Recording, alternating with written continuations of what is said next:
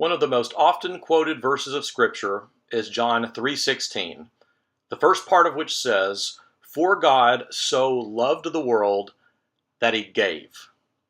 This week we're talking about generosity. Part of why we want to grow as people of generosity in supporting good things, of giving of ourselves and our time and our resources, is because we follow a very generous God who gave of himself and his Son freely, abundantly, sacrificially. We become more like God when we become generous, giving people.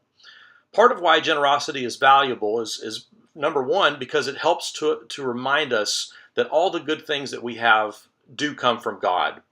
Whatever my talents are, whatever things enable me to earn an income, whatever enables me to contribute to the people around me, all of these things at some point, maybe I've cultivated my skills, but all my skills, my abilities, my health, my working senses and body parts, all of these things really are just gifts from God, things that God has provided for me. So everything that I have comes from God. Part of being generous is acknowledging that the things I own, I don't really own, but I am a steward of them. God has entrusted me with them so that he can therefore be glorified in me in the way that I use these things. Another reason why generosity is important is that it is a way of proclaiming that I have control over my possessions. My possessions do not have control over me.